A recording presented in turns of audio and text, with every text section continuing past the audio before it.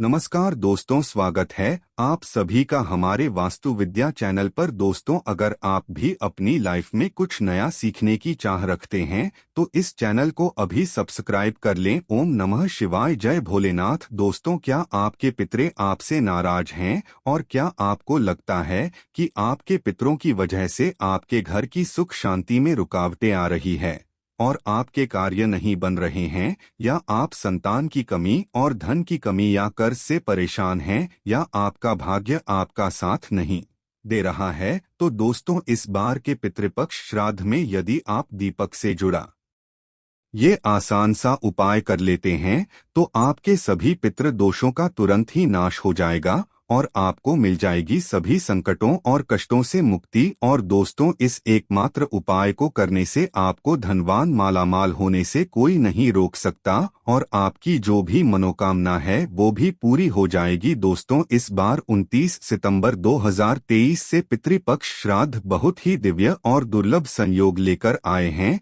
दोस्तों, इस पितृपक्ष में राजयोग कालसर्प दोष के साथ साथ धन लक्ष्मी योग भी बन रहा है, जिसकी वजह से इस बार के पितृपक्ष श्राद्ध का बहुत अधिक महत्व बढ़ गया है। और इस पितृपक्ष पर आप दीपक से जुड़ा की आसान सा उपाय कर लेते हैं तो आपकी सभी समस्याओं का तुरंत ही अंत हो जाएगा। इसलिए दोस्तों, वीडियो को आखिर तक जरूर देखें। और यदि आप भी अपने जीवन में महादेव की कृपा पाना चाहते हैं और पितरों का आशीर्वाद पाना चाहते हैं तो वीडियो को लाइक करके कमेंट में हर हर महादेव लिखना ना भूलें। दोस्तों, भाद्रपद मास की पूर्णिमा से श्राद्ध पक्ष शुरू होकर आश्विन मास की अमावस्या पर समाप्त होते हैं। इस बार श्राद्ध पक्ष 29 सितंबर से 14 अक्टूबर तक ये दिन पितरों को समर्पित होते हैं। श्राद्ध पक्ष को पितृपक्ष, कनागत श्राद्ध आदि नामों से भी जाना जाता है। जैसा कि नाम से ही स्पष्ट होता है, पितृपक्ष ये पितृका पक्ष है, यानी कि ये पितृ को समर्पित दिन होते हैं। इन दिनों में पितरों की आत्मा की शांति के लिए श्राद्ध तर्पण और पिंडदान किए जाते हैं। धार्मिक मान्यताओं के अनुसार पितृपक्ष के दौरान पूर्वजों का तर्पण श्राद्ध नहीं करने से पितृदोष लगता है। पितृपक्ष पितरों को प्रसन्न और उनकी कृपा प्राप्त करने के लिए बहुत ही खास दिन माना जाता है। पितृपक्ष के दौरान श्रद्धापूर्वक अपने पितरों को कुछ अर्पित किया जाए तो उससे पितृ अति शीघ्र ही प्रसन्न हो जाते हैं और अपनी कृपा बरसाते हैं। हिंदू धर्म में पितृगण को देव तुल्य माना गया है। शास्त्रों के अनुसार जिन पर पितरों की कृपा होती है उन्हें सभी देवी देवताओं का भी आशीर्वाद मिलता है। पितृपक्ष पितरों को समर्पित होते हैं, इसलिए इस दौरान कोई भी शुभ मांगलिक कार्य ना करें। पितृपक्ष के दौरान पितरों की आत्मा की शांति के लिए श्रीमद्भागवत गीता का पाठ अवश्य करें। पितृपक्ष यानी कि श्राद्ध पक्ष, जिसे कनागत भी कहा जाता है, यह वह समय होता है जब हमारे पूर्वज धरती पर होते हैं और हम श्राद्ध कर्म करके उनका आशीर्वाद प्राप्त करते हैं। हिंदू धर्म में मृत्यु के पश्चात श्राद्ध करना बेहद जरूरी माना जाता है। मान्यता है कि यदि अपने पूर्वजों का तिथि पूर्वक श्राद्ध और तर्पण नहीं किया तो उन्हें इस लोक से मुक्ति नहीं मिलती और वह संसार में ही भटकते रहते हैं।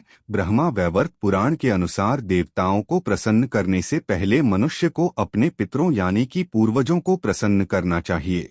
पितृदोष सबसे जटिल कुंडली दोषों में से एक है। पितरों की शांति के लिए हर वर्ष भाद्रपद मास के शुक्ल पूर्णिमा से अश्विन मास की अमावस्या तक पितृपक्ष श्राद्ध होते हैं। इस दौरान कुछ समय के लिए यमराज पितरों को आजाद कर देते हैं ताकि वे अपने परिजनों से श्राद्ध ग्रहण कर सके। माना जाता है कि जिस घर के पितृ अपने परिवार के लोगों से खुश रहते हैं उस घर के लोगों को देवी देवताओं का भी आशीर्वाद प्राप्त होता है। शास्त्रों के अनुसार जिन लोगों के पितृ उनसे प्रसन्न नहीं होते हैं उन्हें पितृ दोष का श्राप मिलता है। माना जाता है कि जिस घर में पितृदोष का श्राप लगता है उस घर के सदस्य कभी भी सुखी नहीं रहते और ना ही वे जीवन में सफलता प्राप्त कर पाते हैं। दोस्तों, आज की इस वीडियो में हम आपको पितृपक्ष में किया जाने वाला एक बहुत ही आसान और असरकारक उपाय बताने जा रहे हैं। इस उपाय करने से भगवान विष्णु और लक्ष्मी जी की असीम कृपा प्राप्त होती है, बिगड़े कार्य बनने लगते हैं, साथ ही पितरों का भी आशीर्वाद मिलता है। पितरों के आशीर्वाद से घर में सुख समृद्धि चली आती है, खुशहाली और शांति बनी रहती है। इसके साथ ही परिवार के सभी सदस्यों को हर क्षेत्र में सफलता प्राप्त होती है और जीवन के सभी कष्टों और दुखों से मुक्ति मिलती है। दोस्तों, इस उपाय को सही प्रकार से करने के लिए आप हमारी इस वीडियो को एंड तक अवश्य देखें और बढ़ने से पहले आपसे रिक्वेस्ट करते हैं कि वीडियो को लाइक जरूर करिएगा, दोस्तों वो शेयर कर दीजिएगा। और यदि आपने अभी तक चैनल को सब्सक्राइब नहीं किया है तो चैनल को सब्सक्राइब करके बेल आइकन जरूर दबाइएगा। दोस्तों, वैसे तो ये उपाय पितृपक्ष में रोजाना करने चाहिए क्योंकि यह 16 दिन पितरों को समर्पित होते हैं, किंतु यदि रोज ना कर पाए तो पितृपक्ष की पूर्णिमा, पितृपक्ष की अमावस्या और पितृपक्ष की एकादशी के साथ ही आपके पितरों की जो मृत्यु तिथि है उस दिन इस उपाय को अवश्य ही करें और पितृपक्ष की अमावस्या पर भी अवश्य करें। यह उपाय आपको संध्या काल या रात्रि के समय करना है। इस उपाय को सुबह या दोपहर के समय ना करें। उपाय को करने के लिए आप अच्छे से मुंह हाथ पैर धोकर साफ हो जाएं और स्वच्छ वस्त्र धारण करें। इसके पश्चात एक दिया तैयार करें, दिए में एक रुई की बाती लगाएं और शुद्ध घी भरें, और शुद्ध घी ना हो तो इस दिए में आप सरसों का तेल भरें और इस दिए में आप थोड़े से काले तेल डाल दें। इस उपाय को करने के लिए आप मिट्टी का, पीतल का या आटे का कैसा भी दिया ले सकते हैं। यदि आप आटे का दिया ले रहे हैं तो आटा साफ होना चाहिए और आटे में नमक नहीं भी होना चाहिए। दिया बनाने के पश्चात अब आप अपने घर के दक्षिण कोने को साफ करें। यदि आपके घर के दक्षिण कोने में स्टोर रूम है या बाथरूम वगैरह बना है या खाली स्थान नहीं है तो आप अपने रसोई घर के सबसे दक्षिण कोने को साफ करें। यदि रसोई घर में भी ऐसा साफ स्थान नहीं है तो आप अपने किसी भी कमरे के दक्षिण कोने को साफ करके वहां पर इस दिए को रखें। यदि किसी कमरे में भी ऐसी जगह नहीं है तो आप मंदिर के पास साफ स्थान पर इस दिए को आपको ऐसे रखना है कि दिए की जो बात आती है यानी जो लोग है वो दक्षिण दिशा की तरफ होनी चाहिए, यानी कि दिया का मुख आपको दक्षिणी दिशा की तरफ करना है। और ये भी ध्यान रखें कि दिए को सीधे जमीन पर ना रखें, दिए के नीचे कोई कपड़ा बिछा दें या कोई कटोरी प्लेट रख दें हैं या फिर थोड़े से साबुत चावल रख दे। सीधे जमीन पर दिया ना रखें। सीधे जमीन पर रखा हुआ दिया अपूर्ण माना जाता है। दिया जलाने के पश्चात सबसे पहले आप भगवान श्री गणेश को प्रणाम करें, फिर भगवान विष्णु और मां लक्ष्मी जी को प्रणाम करें। इसके पश्चात पितृदेव को प्रणाम करें, भगवान से अपने पितरों की आत्मा की शांति की प्रार्थना करें। इसके पश्चात पितरों से मुक्ति की प्रार्थना करें। इसके पश्चात आप भगवान विष्णु जी के महामंत्र ओम नमो भगवते वासुदेवाय का 11 बार जाप करें। मंत्र का जाप करने के पश्चात अब आप पितृदेव के इस मंत्र का 108 बार जाप करें। मंत्र इस प्रकार है, एवं पितृदेव, इस मंत्र का आपको 108 बार जाप करना है। आप किसी भी माला पर जिस पर आप मंत्र का जाप करते हैं उस पर भी इस मंत्र का जाप कर सकते हैं, या फिर उंगलियों पर गिनकर या माचिस की तीली पर या मिश्री के दाने पर गिनकर भी आप इस मंत्र का जाप कर सकते हैं।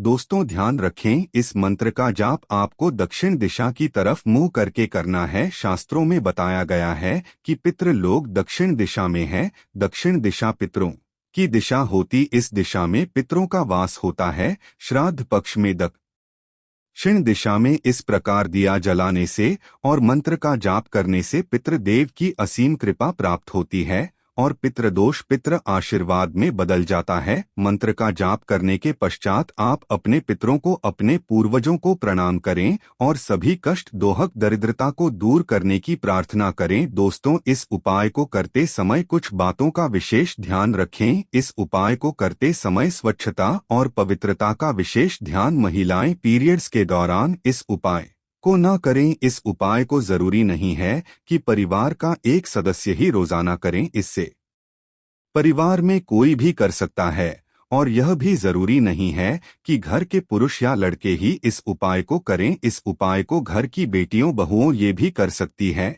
इसके साथ साथ इस बात का विशेष ध्यान रखें कि पितृपक्ष में आप किसी भी प्रकार की तामसिक चीजों का सेवन न करें। पितृपक्ष में प्याज, लहसुन, अंडा, तंबाकू, सिगरेट, शराब आदि चीजों का भूलकर भी सेवन करें और यह दिया आप अपने घर पर ही जलाएं। और यदि आप किसी और के घर गए हुए हैं तो किसी और के घर में इस दिए को अपने पितरों के नाम से ना जलाए। यह उपाय आपको अपने घर पर ही करना है।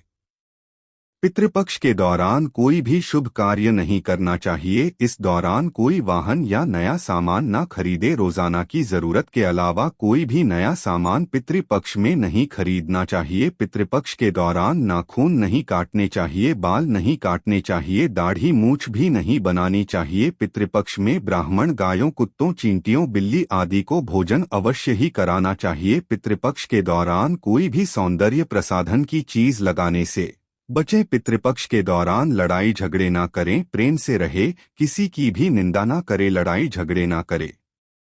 पितृपक्ष के दौरान इन सभी बातों का विशेष ध्यान रखिए। दोस्तों, यदि आपने दिया चावलों पर रखकर जलाया है तो अगले दिन सुबह उठकर आप उन चावलों को पक्षियों को डाल दें। यदि आपने आटे के दिए का प्रयोग किया है तो उस दिए को भी आप पक्षियों को डाल दें। यदि आपने मिट्टी, पीतल के दिए का प्रयोग किया है तो आप उस दिए को दोबारा प्रयोग कर सकते हैं। तो दोस्तों, आइए अब आपको बताते हैं पितृपक्ष के दौरान कौन सी चीजें आपको भूलकर भी नहीं खरीदनी चाहिए। लोहे का सामान। पितृपक्ष के दौरान लोहे का सामान नहीं खरीदा जाना चाहिए। यदि खरीदा जाता है तो इससे पितृ नाराज हो जाते हैं, साथ ही घर की नकारात्मकता बढ़ जाती है, घर की सुख शांति भी खत्म हो जाती है। ये जीवन में दुख का कारण बनता है। गृह प्रवेश, भूमि पूजन। इसके अलावा पितृपक्ष के दौरान भूमि पूजन और नए घर में प्रवेश नहीं किया जाना चाहिए। यदि ऐसा किया जाता है तो उस घर में भूत प्रेत का वास होने लगता है, साथ ही घर का व्यक्ति काफी खुश नहीं रहता है और उसे जीवन में परेशानियां झेलनी पड़ती हैं।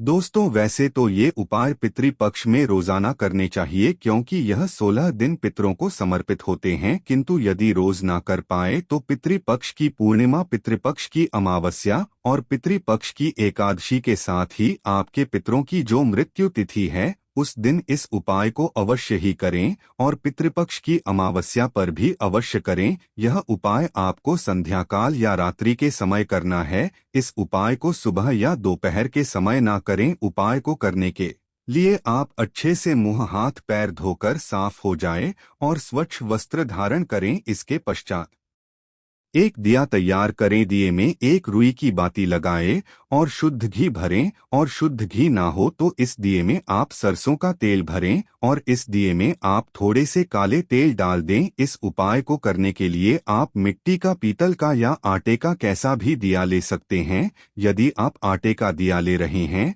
तो आटा साफ होना चाहिए और आटे में नमक नहीं भी होना चाहिए। दिया बनाने के पश्चात अब आप अपने घर के दक्षिण कोने को साफ करें। यदि आपके घर के दक्षिण कोने में स्टोर रूम है या बाथरूम वगैरह बना है या खाली स्थान नहीं है तो आप अपने रसोई घर के सबसे दक्षिण कोने को साफ करें। यदि रसोई घर में भी ऐसा साफ स्थान नहीं है तो आप अपने किसी भी कमरे के दक्षिण कोने को साफ करके वहां पर इस दिए को रखें। यदि किसी कमरे में भी ऐसी जगह नहीं है तो आप मंदिर के पास साफ स्थान पर इस दिए को आपको ऐसे रखना है कि दिए की जो बात आती है यानी जो लोग है वो दक्षिण दिशा की तरफ होनी चाहिए, यानी कि दिया का मुख आपको दक्षिणी दिशा की तरफ करना है। और ये भी ध्यान रखें कि दिए को सीधे जमीन पर ना रखें। दिए के नीचे कोई कपड़ा बिछा दें या कोई कटोरी, प्लेट रख दें हैं या फिर थोड़े से साबुत चावल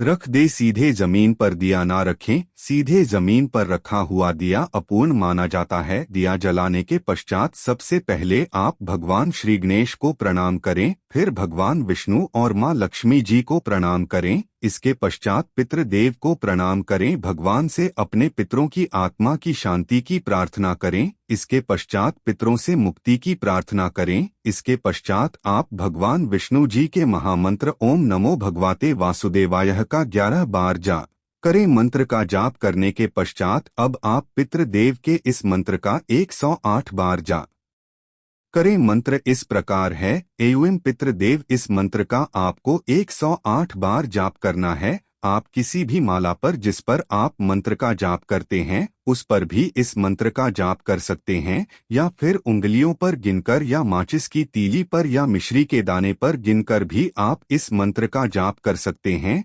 दोस्तों ध्यान रखें, इस मंत्र का जाप आपको दक्षिण दिशा की तरफ मुंह करके करना है। शास्त्रों में बताया गया है कि पितृ लोग दक्षिण दिशा में है। दक्षिण दिशा पितरों की दिशा होती, इस दिशा में पितरों का वास होता है। श्राद्ध पक्ष में दक्षिण दिशा में इस प्रकार दिया जलाने से और मंत्र का जाप करने से पितृदेव की असीम कृपा प्राप्त होती है और पितृदोष पितृ आशीर्वाद में बदल जाता है। मंत्र का जाप करने के पश्चात आप अपने पितरों को, अपने पूर्वजों को प्रणाम करें और सभी कष्ट, दोहक, दरिद्रता को दूर करने की प्रार्थना करें। दोस्तों, इस उपाय को करते समय कुछ बातों का विशेष ध्यान रखें। इस उपाय को करते समय स्वच्छता और पवित्रता का विशेष ध्यान। महिलाएं पीरियड्स के दौरान इस उपाय को न करें। इस उपाय को जरूरी नहीं है कि परिवार का एक सदस्य ही रोजाना करें, इससे परिवार में कोई भी कर सकता है। और यह भी जरूरी नहीं है कि घर के पुरुष या लड़के ही इस उपाय को करें। इस उपाय को घर की बेटियों, बहुओं ये भी कर सकती है। इसके साथ साथ इस बात का विशेष ध्यान रखें कि पितृपक्ष में आप किसी भी प्रकार की तामसिक चीजों का सेवन न करें। पितृपक्ष में प्याज, लहसुन, अंडा, तंबाकू, सिगरेट, शराब आदि चीजों का भूलकर भी सेवन करें और यह दिया आप अपने घर पर ही जलाएं। और यदि आप किसी और के घर गए हुए हैं तो किसी और के घर में इस दिए को अपने पितरों के नाम से ना जलाए। यह उपाय आपको अपने घर पर ही करना है। पितृपक्ष के दौरान कोई भी शुभ कार्य नहीं करना चाहिए। इस दौरान कोई वाहन या नया सामान ना खरीदे। रोजाना की जरूरत के अलावा कोई भी नया सामान पितृपक्ष में नहीं खरीदना चाहिए। पितृपक्ष के दौरान नाखून नहीं काटने चाहिए, बाल नहीं काटने चाहिए, दाढ़ी मूछ भी नहीं बनानी चाहिए। पितृपक्ष में ब्राह्मण गायों, कुत्तों, चींटियों, बिल्ली आदि को भोजन अवश्य ही कराना चाहिए। पितृपक्ष के दौरान कोई भी सौंदर्य प्रसाधन की चीज लगाने से बचें। पितृपक्ष के दौरान लड़ाई झगड़े ना करें, प्रेम से रहे, किसी की भी निंदा ना करे, लड़ाई झगड़े ना करे।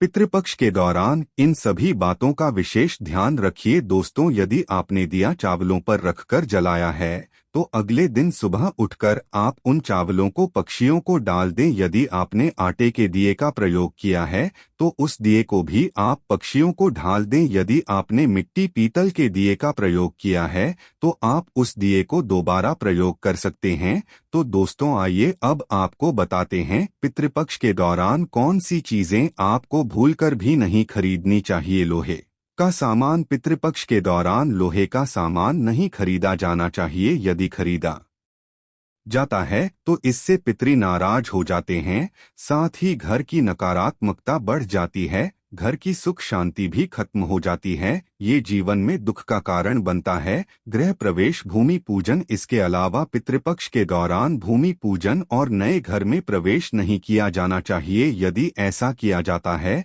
तो उस घर में भूत प्रेत का वास होने लगता है। साथ ही घर का व्यक्ति काफी खुश नहीं रहता है और उसे जीवन में परेशानियां झेलनी पड़ती हैं।